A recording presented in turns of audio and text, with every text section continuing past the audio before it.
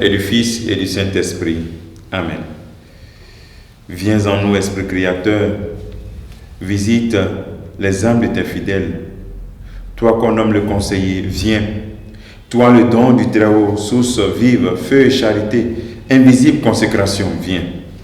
Seigneur, envoie ton esprit et tout sera créé et tu renouvelleras la face de la terre. Bien-aimés dans le Christ, nous sommes aujourd'hui mardi 21 décembre. Nous sommes en ce 5e jour de notre neuvaine de l'accueil, la célébration, la nativité. La parole de Dieu qui nous est proposée en ce jour est tirée de l'évangile de Luc chapitre 1er, versets 39 à 45. En ces jours-là, Marie se mit en route et se rendit avec empressement vers la région montagneuse, dans une ville de Judée. Elle entra dans la maison de Zacharie et salua Élisabeth. Or, quand Élisabeth entendit la salutation de Marie, l'enfant tressaillit en elle. Alors Élisabeth fut remplie de l'Esprit Saint et s'écria d'une voix forte: « Tu es bénie entre toutes les femmes, et le fruit de tes entrailles est béni.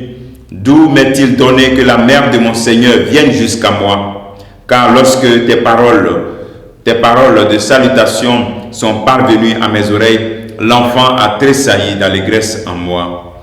Heureuse celle qui a cru à l'accomplissement des paroles qui lui furent dites de la part du Seigneur. » Acclamons la parole de Dieu. Louange à toi, Seigneur Jésus.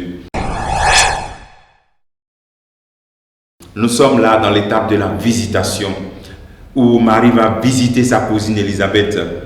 Il est bon de décrire un peu. On est une région montagneuse. Imaginez les cailloux, les collines. Marie traverse tout cela pour aller rendre service. Et l'évangéliste dit qu'elle le fait avec empressement. Mes frères et mes sœurs, le premier élément de notre enseignement ce jour, c'est le service avec empressement. Une région montagneuse, les cailloux, elle est enceinte. Et puis c'est le Sauveur qu'elle a. Elle sait qu'il va s'appeler Emmanuel, Dieu avec nous. Mais malgré cela, c'est elle qui s'humilie. Noël que nous allons célébrer, c'est apprendre aussi à s'humilier pour les autres, à servir l'autre, à laver les pieds les uns les autres. Marie qui traverse cette zone montagneuse, difficile, risquée pour rendre service. Deuxième élément, c'est empressement. Marie le fait avec empressement.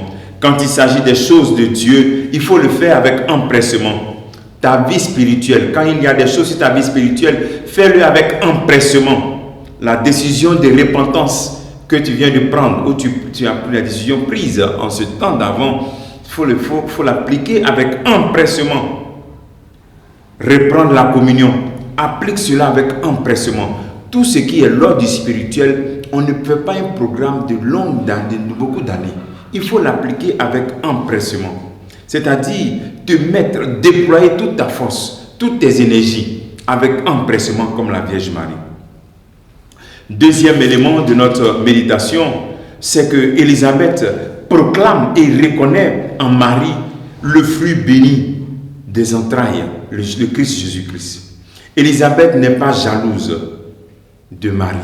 Élisabeth reconnaît, elle reçoit encore l'Esprit Saint parce que Marie l'a salué.